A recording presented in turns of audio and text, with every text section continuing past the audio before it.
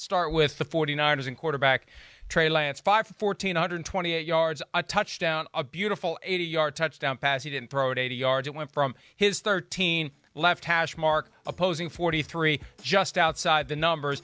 When you work out the hypotenuse, of that triangle, it's a pretty long throw. Right. Pretty throw, hit him in stride, off he goes, touchdown.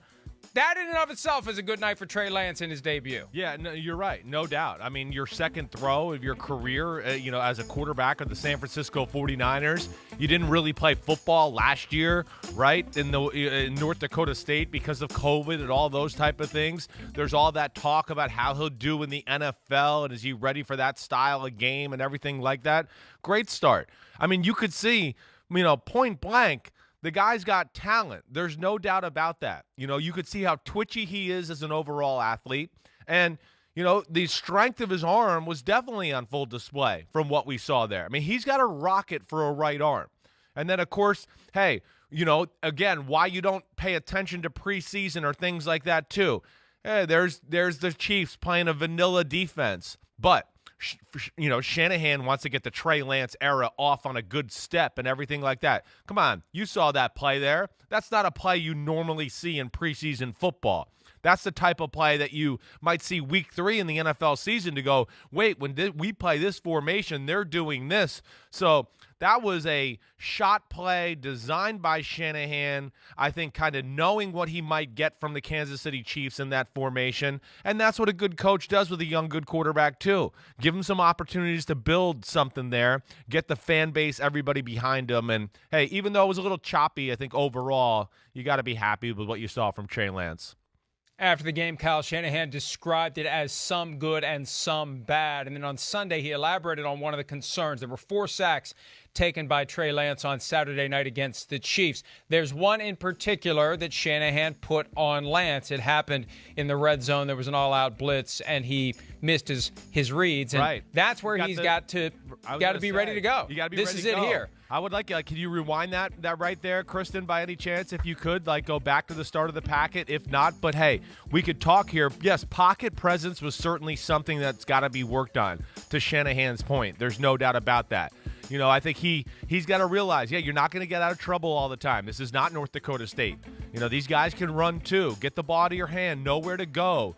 And then here, look at the shallow cross going around the 20-yard line, Mike. See him? Look, he's wide open. See, those are little things. Again, he's a rookie. I'm not trying to judge too critically there. But, yeah, it's just knowing where to go to the ball in certain situations. That was another play right there. There was a short guy open, hit him, live to play another day. But I would say this. That right there, that throw we saw there at the end would probably be the thing I'm most concerned about with Trey Lance. Hey, he's going to get the all-out blitz and get comfortable in the pocket. But the one thing I'll say, Mike, that I just thought was slightly negative or I need to see more, there's only one club, and it's the rifle. It's the laser. I haven't seen a curveball, a changeup, or other use, and that would be the one thing that concerns me a little just after the first game. Every ball was as hard as you could throw it, and it led to some incompletions and some inaccuracy throwing the football too, and those are some things that at least jumped out to me. But talk me through how that works as a quarterback progresses. You're going to pick up the blitz. You're going to see your hot read. You're going to get the ball out. Are you saying that it's more difficult to learn how to take something off of it when you're all cranked up and you're out there and you're ready to go? Yes, that's the fine line I think he's got to look at. It's the thing that concerned me about him at North Dakota State. And I think if you can remember back to our days of the draft and everything like that, at times I would go, he's only got one club. It's the driver. There's no pitching wedge. There's no 9-iron. There's no here's a guy in a hole and I got to get it over a linebacker but yet still get it there before the safety makes the hit on the wide receiver. Those type of throws to where he's just got to learn to control himself a little bit. Yeah, his emotions, his body a little, and learn to throw the ball with, some different trajectories. Like Rodgers and Mahomes, right? we know they can throw the ball 100 miles per hour and throw fastballs and paint the corners all the time. But what also makes them so great is they can stand on their back foot and flick a ball in the corner of the end zone and throw it 20 feet high, and it drops down perfectly in somebody's lap. It's those type of things that I think will be the biggest adjustment for him, and something I'm going to have my eye on, Mike. Kyle Shanahan told reporters on Sunday when asked if and when Trey Lance will get more reps with the first team. Shanahan said when the time is right, and basically he'll know it when it arrives. He'll base it on when Trey Lance is ready, when the team is ready. The other side of this coin is Jimmy Garoppolo. Right. Jimmy Garoppolo handled the first drive on Saturday against the Chiefs, went 3 for 3, 26 yards. Nothing all that expansive, impressive, or necessary. Get him off the field, get him in bubble wrap, keep him healthy in the event that there is an opportunity to trade him if we do get to that point. We don't know whether it's going to get to that point, but if Lance develops and an opportunity arises, if there's an injury elsewhere, you can't rule out the possibility of Garoppolo being traded, but if he gets injured, that goes out the window. So I'm not surprised he only played one drive. Lance is the one who needs the reps, so they just see what they have and what he can do. Garoppolo, it was simple, it was quick, it was in and it was over and it was out, and that was that. But, we talked about this, Chris, last week when we did one of our hiatus editions of PFT Live and the Chris Sims Unbuttoned podcast, the idea that there is this balance, that they're still trying to strike. When is the time right? Is it week one? Is it after the bye? Is it Jimmy G plays all year unless and until he's injured? And I don't think they know. No. They can say what they would ideally like to do, but I think they're just going to kind of see how the events take them through the next days, weeks, and months. I think so, too. I think there's a lot of factors that go into that. And, first off, you bring up the Jimmy Garoppolo trade stuff and all that. You're right. I mean, the other day was just a little dress rehearsal for him. Get out there, move around, throw a few balls, get used to the speed of the game again, that type of stuff. But, whether they trade him or not, still to me is dependent on those other quarterbacks that are behind Trey Lance and Jimmy Garoppolo, too. Let's not get this mixed up. The 49ers are a Super Bowl team. They have a Super Bowl roster. I mean, when all you got to do is listen to that game the other night and listen to the announcers. All they do is wax poetically about every guy. This unit here is deep and talented. This unit here is deep and talented. So, well, they are employed by the team. No, I understand, but it is true too. It is true. I mean, I think sometimes a team wouldn't want you to say or wax that poetically about it at times. The expectations are high, but the team isn't a Super Bowl window. And here's what I'll take it for, Mike, and you tell me if you agree or not. The one thing I think Shanahan did this past weekend, to me at least, he opened up Pandora's box, which was like, he wasn't afraid. Here comes Pandora. Yeah, she's out. Here he comes. He was like, I'm not afraid. We're going to push forward with Trey Lance. And I don't care that it could be the clamoring of the fans and the locker room could get a little involved in this and all of that.